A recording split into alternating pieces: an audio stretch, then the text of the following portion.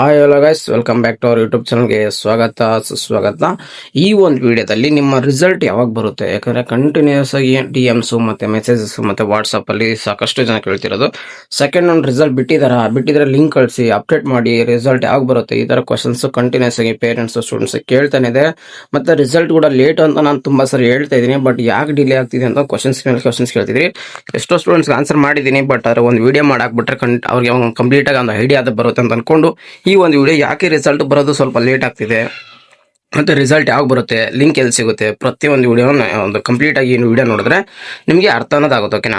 ಅದಕ್ಕಿಂತ ಮುಂಚೆ ಇನ್ನು ನಮ್ಮ ಚಾನಲ್ಗೆ ಫಸ್ಟ್ ಟೈಮ್ ವಿಸಿಟ್ ಮಾಡಿ, ಇನ್ನು ಚಾನಲ್ಗೆ ಸಬ್ಸ್ಕ್ರೈಬ್ ಆಗದೆ ನೋಡ್ತಿದ್ರೆ ಖಂಡಿತ ಒಂದು ಚಾನಲ್ಗೆ ಸಬ್ಸ್ಕ್ರೈಬ್ ಆದರೆ ಮಾಡ್ಕೊಂಬಿಡಿ. ಯಾಕಂದ್ರೆ ನೀವು ಮಾಡೋಂಥ ನೀವು ಮಾಡೋಂಥ ಸಬ್ಸ್ಕ್ರೈಬ್ ನಮ್ಗೆ ಏನಾಗುತ್ತೆ ಅಂದ್ರೆ ನಾವು ಮಾಡೋಂಥ ವಿಡಿಯೋಸ್ಗೆ ಮೋಟಿವೇಶನ್ ಸಿಕ್ಕಾಗುತ್ತೆ, ಪ್ರತಿಯೊಂದು ಅಪ್ಡೇಟ್ಸ್ ನಿಮಗೆ ಸಿಗ್ತಾ ಹೋಗುತ್ತೆ. ನಮ್ಮೊಂದು ವಾಟ್ಸ್ಆಪ್ ಗ್ರೂಪ್ ಕೂಡ ಜಾಯ್ನ್ ಆಗ್ಬೋದು. ಲಿಂಕ್ ಬೇಕಾದ್ರೆ ನಮ್ಮ ಒಂದು ಕಮೆಂಟ್ ಬಾಕ್ಸ್ ಅಲ್ಲಿ ಸಿಗುತ್ತೆ, ಮತ್ತೆ ಹಾಗೆ ಡಿಸ್ಕ್ರಿಪ್ಷನ್ ಬಾಕ್ಸ್ ಅಲ್ಲಿ ಸಿಗುತ್ತೆ, ಹೋಗಿ ಜಾಯ್ನ್ ಆಗಿ. ಓಕೆ, ಈ ಒಂದು ವಿಡಿಯೋದಲ್ಲಿ ರಿಸಲ್ಟ್ ಲೇಟ್ ತಡ ಆಗ್ತಿದೆ ಯಾಕೆ ಅನ್ನಕ್ಕೆ ನೋಡಿ. ನಿಮಗೆ ಪ್ರತಿಯೊಂದು ಶೆಡ್ಯೂಲ್ ನಮ್ಗೆ ಯಾವ್ದ್ರ ಮೇಲೆ ಡಿಪೆಂಡ್ ಆಗಿದೆ, MCC ಕೌನ್ಸಿಲಿಂಗ್ ಮೇಲೆ, ಅಂದ್ರೆ NTA ನಡೆಸುವಂತ ಕೌನ್ಸಿಲಿಂಗ್ ಮೇಲೆ ಡಿಪೆಂಡ್ ಆಗಿದೆ.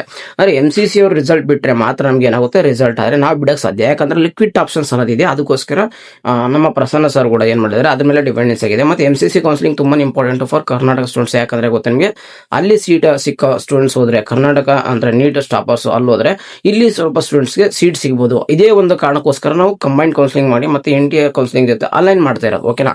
ಮೊದಲನೇದಾಗಿ ಅರ್ಥ ಆಯ್ತು ಅನ್ಸುತ್ತೆ.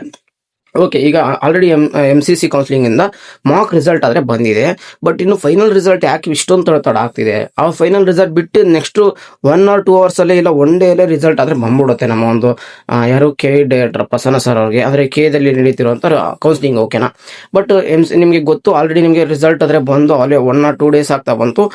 ಇನ್ನು MCC ಕೌನ್ಸಿಲಿಂಗ್ ರಿಸಲ್ಟ್ ಕೂಡ ಬಂದಿದೆ, ಬಟ್ ಆದ್ರೆ ಫೈನಲ್ ರಿಸಲ್ಟ್ ಬರ್ತಿಲ್ಲ. ಯಾಕಂದ್ರೆ ಅವರು ನಮ್ಗೆ ಒಂದು ರಿಸಲ್ಟ್ ಬಿಟ್ಟ ಆದ್ಮೇಲೆ ನೀವು ಚೆಕ್ ಮಾಡ್ಕೊಂಡು ಏನಾದ್ರೂ ಎರರ್ ಇದ್ರೆ ಹೇಳ್ಬೋದು ಅಂತ ಹೇಳಿರ್ತಾರೆ. ಬಟ್ ಆದ್ರೆ PWD ಸರ್ಟಿಫಿಕೇಟ್ ನ ಅಪ್ಲೋಡ್ ಮಾಡಕ್ ಹೇಳಿದ್ರು, ಅಲ್ಲಿ ಏನಾಗಿದೆ ಸ್ವಲ್ಪ ಎರರ್ ಬಂದಿದೆ. ಓಕೆನಾ? ಎರರ್ ಬಂದಿರೋ ಕಾರಣದಿಂದ ಸ್ವಲ್ಪ ತಡ ಆಗ್ತಿದೆ. ಅವ್ರಿಗೂ ನಮಗೆ ಒಂದು ರಿವೈಸ್ಡ್ ಅಂದ್ರೆ ಇನ್ನೊಂದ್ಸರಿ ರಿಸಲ್ಟ್ ಬಿಟ್ಟು ರಿವೈಸ್ಡ್ ಕೂಡ ನೋಟಿಫಿಕೇಶನ್ಸ್ ಅಂದ್ರೆ ಬಿಟ್ಟಿದ್ದಾರೆ.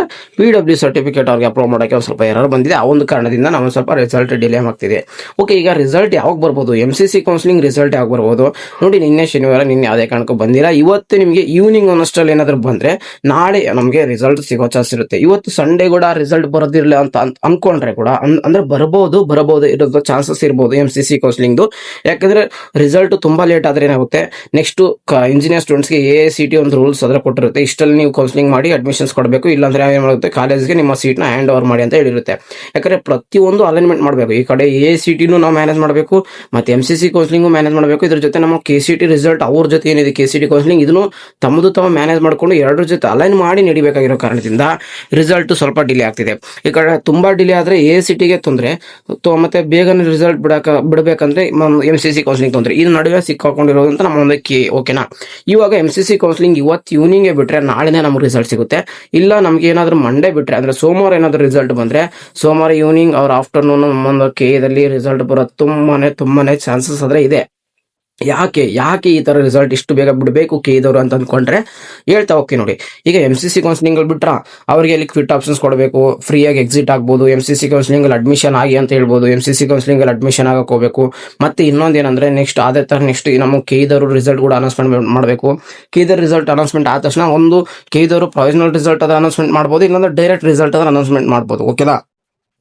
ಮತ್ತೆ ರಿಸಲ್ಟ್ ಅನೌನ್ಸ್ಮೆಂಟ್ ಆಗಿದ ತಕ್ಷಣ ಏನ್ ಮಾಡ್ತಾರೆ, ಚಾಯ್ಸ್ ಎಂಟ್ರಿ ಕೊಡಬೇಕು. ಚಾಯ್ಸ್ ಎಂಟ್ರಿ ಕೊಟ್ಟಾದ್ಮೇಲೆ ಈ ಸರಿ ಯಾಕಂದ್ರೆ BMS ಕೂಡ ಆಡ್ ಆಗಿಲ್ಲ. BMS ಗೆ ಆಡ್ ಆಗಿಲ್ಲ ಅಂದ್ರೆ ಈಗ ಅವ್ರು ಏನ್ ಮಾಡ್ಬೇಕು ಅಂದ್ರೆ, ಈಗ ಚಾಯ್ಸ್ ಯಾರು ತಗೋಬೇಕು, ಇಲ್ಲ ಹೋದ ವರ್ಷ ತರನೇ ಅಂದ್ರೆ ಏನಂದ್ರೆ ಕಾಸ್ ಅಂಡ್ ಡಿಪಾಸಿಟ್ ಪೇ ಮಾಡೋ ತರನೇ ಏನಾದ್ರು ಅವಕಾಶ ಕೊಡ್ತಾರ ಸ್ಟೂಡೆಂಟ್ಸ್ಗೆ, ಎಲ್ಲ ಕಾಯ್ತಾ ಇದ್ದಾರೆ ಸ್ಟೂಡೆಂಟ್ಸ್. ಯಾಕಂದ್ರೆ ಪ್ರತಿಯೊಂದು ಕನ್ಫ್ಯೂಷನ್ ಇದ್ದಾರೆ. ಯಾಕಂದ್ರೆ ಈಗ BMS ಆಡ್ ಆಗಿಲ್ಲ, ನೆಕ್ಸ್ಟ್ ರೌಂಡ್ ಅಲ್ಲಿ ಆಡ್ ಮಾಡಕ್ ಕೊಡ್ತಾರ, ಇಲ್ಲ ಎರಡೇ ಚಾಯ್ಸ್ ಅಂತ ಹೇಳಿದ್ರೆ ಒಂದು ಅಡ್ಮಿಷನ್ ಆಗಬೇಕು, ಇಲ್ಲಾಂದ್ರೆ ಎಕ್ಸಿಟ್ ಆಗಬೇಕು.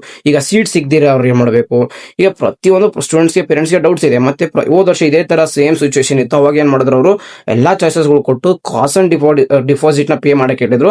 ಅಂದ್ರೆ ಅವಾಗ ನೀನು ಸ್ವಲ್ಪ ಫೀಸ್ ನ ಪೇ ಮಾಡಬೇಕಾಗಿರುತ್ತೆ ನೆಕ್ಸ್ಟ್ ರೌಂಡ್ ಗೆ ಪಾರ್ಟಿಸಿಪೇಟ್ ಮಾಡಕ್ಕೆ. ಆ ತರ ಏನಾದ್ರು ಕೊಡ್ತಾರೆ, ಆ ಫೀಸ್ ಕೂಡ ನೆಕ್ಸ್ಟ್ ಅಡ್ಮಿಷನ್ ಗೆ ಹೋಗುತ್ತೆ. ನೆಕ್ಸ್ಟ್ ಅಂದ್ರೆ ನಿಮ್ಮ ಹತ್ರ ಪೂರ್ತಿ ಕಂಪ್ಲೀಟ್ ಆಗಿ ತಗೊಂಡಿರಲ್ಲ, ನೀವು ಅಡ್ಮಿಷನ್ ಆ ಟೈಮಲ್ಲಿ ಅದು ಯೂಸ್ ಆಗುತ್ತೆ. ಆ ತರ ಏನಾದ್ರು ಮಾಡ್ತಾರ? ಈಗ ಅದಕ್ಕೆ ಪ್ರಸನ್ನ ಸರ್ ಕೂಡ ಆನ್ಸರ್ ಮಾಡ್ತಾರೆ, ಡೋಂಟ್ ವರಿ. ಯಾಕಂದ್ರೆ ಅದು ಯಾವತ್ತು ನಮ್ಮ ಪ್ರಸನ್ನ ಸರ್ ಕೂಡ ಕಂಪ್ಲೀಟ್ ಆಗಿ ಸ್ಟೂಡೆಂಟ್ ಪರವಾಗಿ ಇರ್ತಾರೆ. ಓಕೆ, ಮತ್ತೆ ಇದ್ರ ನಡುವೆನೆ ಈಗ ರಿಸಲ್ಟ್ ಬಿಟ್ಟಿದ ತಕ್ಷಣ ಅವ್ರಿಗೆ ಚಾಯ್ಸ್ ಎಂಟ್ರಿ ಕೊಡಬೇಕು, ಯಾರು ರಿಸಲ್ಟ್ ಬಿಡೋರಿಗೆ ಅಡ್ಮಿಷನ್ ಆಗೋರಿಗೆ ಮತ್ತೆ ಅವ್ರಿಗೆ ಎಲ್ಲ ಡಾಕ್ಯುಮೆಂಟ್ಸ್ಗಳು ರೆಡಿ ಮಾಡಿಕೊಂಡು ಕಾಲೇಜಿಗೆ ಅಡ್ಮಿಷನ್ ಆಗಿ ಟೈಮ್ ಕೊಡಬೇಕು. ಮತ್ತೆ ಫೀಸ್ ಪೇ ಮಾಡೋಕ್ಕೆ ಚಲನ್ ಡೌನ್ ಮಾಡೋಕ್ಕೂ ಟೈಮ್ ಕೊಡಬೇಕು. ಆಮೇಲೆ ಕನ್ಫರ್ಮೇಷನ್ ಸ್ಲಿಪ್ ತೊಗೊಂಡು ಹೋಗಿ ಕಾಲೇಜಲ್ಲಿ ಅಡ್ಮಿಷನ್ ಆಗಿದ್ಮೇಲೆ ಅಡ್ಮಿಷನ್ ಕನ್ಫರ್ಮ್ ಆಗಿ ಅದಕ್ಕೂ ಒಂದು 2 ಡೇಸ್ ಇದವ್ರಿಗೆ ಬೇಕು, ಎಲ್ಲರದ್ದು ಡೇಟಾ ಸಿಗಬೇಕಂದ್ರೆ. ಓಕೆ, ಇದೆಲ್ಲ ಕಂಪ್ಲೀಟ್ ಆಗಿದ ತಕ್ಷಣ ನೆಕ್ಸ್ಟ್ ಥರ್ಡ್ ರೌಂಡ್ಗೆ ಪ್ರಿಪೇರ್ ಆಗಬೇಕು. ಯಾಕಂದ್ರೆ ಇಲ್ಲಿ ನಮಗೆ ACT ಅವ್ರದ್ದು ಇರುತ್ತೆ. ಯಾಕಂದ್ರೆ ACT ಅವ್ರು ಏನು ಕೊಟ್ಟಿರ್ತಾರೆ ಕಂಡೀಷನ್ ಡೇಟ್ಗೆ, ಅವರು ಯಾವುದೇ ಕಾರಣಕ್ಕೂ ಮುಂದೆ ಹೋಗಲ್ಲ. ಬಟ್ ಆದ್ರೆ KS ಸರ್ ತುಂಬಾನೇ ರಿಕ್ವೆಸ್ಟ್ ಮಾಡ್ಕೊಂಡಿರೋದ್ರಿಂದ ACT ಕೂಡ ತಮ್ಮ ಒಂದು ಕ್ಲಾಸಸ್ ಸ್ಟಾರ್ಟ್ ಆಗಬೇಕಿತ್ತು ಇದೇ ತಿಂಗಳು 17ನೇ ತಾರೀಕು. ಬಟ್ ಇವಾಗ ನಿಮಗೆ ಕ್ಲಾಸಸ್ ಸ್ಟಾರ್ಟ್ ಆಗೋದು, ಕ್ಲಾಸಸ್ ಅಂದ್ರೆ ನೋಡಿ, ಇಂಡಕ್ಷನ್ ಪ್ರೋಗ್ರಾಮ್ ಈಗ ಆಲ್ರೆಡಿ ಸ್ಟಾರ್ಟ್ ಆಗಿದೆ. ಬಟ್ ಅದ್ರ ಕ್ಲಾಸಸ್ ಸ್ಟಾರ್ಟ್ ಆಗೋದು ಈ ತಿಂಗಳು 31, ಈ ತಿಂಗಳು ಕೊನೆಯ ದಿನ ಅಂದ್ರೆ ನಿಮ್ಗೆ ಇಂಜಿನಿಯರಿಂಗ್ ಕ್ಲಾಸಸ್ ಸ್ಟಾರ್ಟ್ ಆಗಬೇಕಂತ ತುಂಬಾ ರಿಕ್ವೆಸ್ಟ್ ಬಂದಿರೋದ್ರಿಂದ ACT ಆ ರಿಕ್ವೆಸ್ಟ್ ಅಕ್ಸೆಪ್ಟ್ ಮಾಡಿ 31ವರೆಗೂ ಟೈಮ್ ಕೊಟ್ಟಿದೆ. ಇದ್ರ ನೆಕ್ಸ್ಟ್ ಇನ್ನೊಂದ್ಸರಿ ಎಷ್ಟೇ ರಿಕ್ವೆಸ್ಟ್ ಮಾಡ್ಕೊಂಡ್ರು, ಹೋದ ವರ್ಷ ಎಷ್ಟೇ ರಿಕ್ವೆಸ್ಟ್ ಮಾಡ್ಕೊಂಡ್ರು ACT ಬಗ್ಲೇ ಇಲ್ಲ. ಅಂದ್ರೆ ನಿಮ್ ಏನಂದ್ರೆ ಅದು ಏನು ಟೈಮ್ ಕೊಟ್ಟಿದ್ರು ಅದೇ ಡೇಟ್ಗೆ ಸ್ಟಿಕ್ ಆಗಿದ್ರು. ಬಟ್ ಈ ವರ್ಷ ರಿಕ್ವೆಸ್ಟ್ ಮಾಡ್ಕೊಂಡಂಗೆ ಒಂದ್ ಸ್ವಲ್ಪ ಡೇಟ್ ನ ಮುಂದೆ ಹಾಕೊಂಡಿದ್ದಾರೆ. ಬಟ್ ನೆಕ್ಸ್ಟ್ ಇನ್ನೊಂದ್ಸರಿ ರಿಕ್ವೆಸ್ಟ್ ಮಾಡಕ್ ಆಗೋದಿಲ್ಲ. ಯಾಕಂದ್ರೆ ACT ಏನು ಅವ್ರದ್ದು ಒಂದು ಎಥಿಕ್ಸ್ ಇರುತ್ತೆ, ಅವ್ರದ್ದು ಫಾಲೋ ಮಾಡೋಕ್ಕಾಗುತ್ತೆ. ಅದಕ್ಕೋಸ್ಕರ ರಿಸಲ್ಟ್ ನ ಬೇಗ ಬಿಡಬೇಕಾಗಿರುತ್ತೆ. ಈಗ MCC ಕೌನ್ಸಿಲಿಂಗ್ ರಿಸಲ್ಟ್ ಬಿಟ್ಟ ನಂತರವೇ ಆಟೋಮೆಟಿಕ್ ನಮ್ಗೆ ರಿಸಲ್ಟ್ ಬರುತ್ತೆ. ನೆಕ್ಸ್ಟ್ ಅಡ್ಮಿಷನ್ ಪ್ರೊಸೆಸ್ ಬೇಗ ಸ್ಟಾರ್ಟ್ ಆಗುತ್ತೆ. ಯಾಕಂದ್ರೆ ಅಕಾಡೆಮಿಕ್ ಇಯರ್ ಸ್ಟಾರ್ಟ್ ಆಗ್ಬಿಡುತ್ತೆ. ಯಾಕಂದ್ರೆ ಅವೆಲ್ಲ ಸ್ಟೂಡೆಂಟ್ಸ್ ಅಲ್ಲಿ ಪಾಠಗಳು ಕೇಳ್ತಾ ಇರ್ತಾರೆ, ಇಲ್ಲಿನ ಕೌನ್ಸಿಲಿಂಗ್ ಪಾರ್ಟಿಸಿಪೇಟ್ ಮಾಡ್ತಾ ಇರ್ತಾರೆ. ಕೌನ್ಸಿಲಿಂಗ್ ಪಾರ್ಟಿಸಿಪೇಟ್ ಮಾಡೋರಿಗೆ ಒಂದು ಇನ್ಜಸ್ಟಿಸ್ ಆಗುತ್ತೆ. ಅದಕ್ಕೋಸ್ಕರನೇ ಬೇಗ ಒಂದು ಕೌನ್ಸಿಲಿಂಗ್ ಅಲ್ಲಿ ಎಲ್ಲರಿನ ಅಪ್ಡೇಟ್ ಅಲ್ಲಿ ಇರಿ. ಯಾಕಂದ್ರೆ ಪ್ರತಿಯೊಂದು ಅಪ್ಡೇಟ್ ಚೇಂಜ್ ಆಗ್ತಾ ಹೋಗುತ್ತೆ. ಯಾಕಂದ್ರೆ ಕಾಸ್ಟ್ ಅಂಡ್ ಡಿಪಾಸಿಟ್ ನೆಕ್ಸ್ಟ್ ಬರೋ ಏನೋ ಪ್ರೊಸೀಜರ್ ಇದ್ರು ನಾನು ನಿಮ್ಗೆ ಅಪ್ಡೇಟ್ ಮಾಡ್ತೀನಿ. ಇನ್ನೊಂದು ಹೇಳಿದ್ದೀನಲ್ಲ, ನಮ್ಮೊಂದು ವಾಟ್ಸ್ಆಪ್ ಗ್ರೂಪ್ ಅಲ್ಲಿ ಜಾಯ್ನ್ ಆಗಿ ಪ್ರತಿಯೊಂದು ವಿಡಿಯೋ ಮಾಡಿ ತಿಳಿಸಿಲ್ಲ ಅಂದ್ರು ನಮ್ಮೊಂದು ವಾಟ್ಸ್ಆಪ್ ಗ್ರೂಪ್ ಅಲ್ಲಿ ಏನು ಅಪ್ಡೇಟ್ಸ್ ಬಂದಿರುತ್ತೆ ನಿಮ್ಗೆ ಅಲ್ಲಿ ಆಟೋಮೆಟಿಕ್ ಸಿಗುತ್ತೆ. ಓಕೆನಾ, ಪ್ರತಿಯೊಂದು ಅಪ್ಡೇಟ್ಸ್ ನಾವು ಯಾವುದೇ ಕಾರಣಕ್ಕೂ ವಾಟ್ಸ್ಆಪ್ ಚಾನಲ್ ಆಯ್ತು, ವಾಟ್ಸ್ಆಪ್ ಗ್ರೂಪ್ ಆಯ್ತು ಮಿಸ್ ಮಾಡಲ್ಲ. ಓಕೆ, ಎನಿವೆ ನಿಮಗೆ ಒಂದು ಡೌಟ್ಸ್ ಅನ್ನೋದು ಇರುತ್ತೆ ಕೌನ್ಸಿಲಿಂಗ್ ಅಲ್ಲಿ. ಪ್ರತಿಯೊಂದು ಸ್ಟೂಡೆಂಟ್ಸ್ಗೂ ಅವ್ರದೇ ಆದಂಥ ಡೌಟ್ಸ್ಗಳು ಇರುತ್ತೆ. ನಿಮ್ಮ ಡೌಟ್ಸ್ನೆಲ್ಲ ಕಮೆಂಟ್ ಬಾಕ್ಸ್ ಅಲ್ಲಿ ಹಾಕಿ, ನಿಮ್ಮ ಡೌಟ್ಸ್ಗಳನ್ನ ನೋಡ್ತಾ ಇರ್ತೀನಿ. ನಿಮ್ಮ ಡೌಟ್ಸ್ಗಳಿಗೆ ನೆಕ್ಸ್ಟ್ ಅಪ್ಕಮಿಂಗ್ ಡೇಸ್ ಅಲ್ಲಿ ಡೆಡಿಕೇಟ್ ಆಗಿ ವಿಡಿಯೋ ಮಾಡಿ ತಿಳಿಸ್ತೀನಿ. ಅಂದ್ರೆ ಕಮೆಂಟ್ ಬಾಕ್ಸ್ ಅಲ್ಲಿ ಆನ್ಸರ್ ಮಾಡ್ತೀನಿ ಅಂತ ಹೇಳ್ತಾ, ಮತ್ತೆ ಇನ್ನೊಂದು ನಮ್ಮ ಒಂದು ಯೂಟ್ಯೂಬ್ ಚಾನಲ್ಗೆ ಸಬ್ಸ್ಕ್ರೈಬ್ ಮಾಡ್ಕೊಳ್ಳಿ. ಹಾಗೆ ನಿಮ್ಮ ಫ್ರೆಂಡ್ ಜೊತೆ ಶೇರ್ ಮಾಡಿ. ಪ್ರತಿಯೊಂದು ಅಪ್ಡೇಟ್ಸ್ ತಿಳಿಸ್ತಾ ಇರ್ತೀವಿ. ನೆಕ್ಸ್ಟ್ ನೀವು ಜಾಯ್ನ್ ಆಗಿದ್ಮೇಲೆ ಕೂಡ ನೀವು ಏನಾದಾಗಿರಲಿ ನೀವು ಕೋರ್ಸ್ ಅಲ್ಲಿ ಕೂಡ ಹೆಲ್ಪ್ ಮಾಡ್ತಾ ಹೋಗ್ತೀವಿ. ಸ್ಕಾಲರ್ಶಿಪ್ ಸಿಕ್ಕಾಪಟ್ಟೆ ಸ್ಕಾಲರ್ಶಿಪ್ ಇದೆ, ಆದ್ರೂ ಅಪ್ಡೇಟ್ ಕೊಡ್ತೀವಿ. ಮತ್ತೆ ಜೆನ್ಯೂನ್ ಆಗಿರುವಂತ ಬಂದೇ ಬರುವಂತ ಸ್ಕಾಲರ್ಶಿಪ್ ಕೂಡ ಅಪ್ಡೇಟ್ ಕೊಡ್ತಾ ಇರ್ತೀವಿ ಅಂತ ಹೇಳ್ತಾ ಸಿಗೋಣ ನೆಕ್ಸ್ಟ್ ಮುಂದಿನ ನೋಡೋದಲ್ಲಿ. Take care, love you, tata, bye.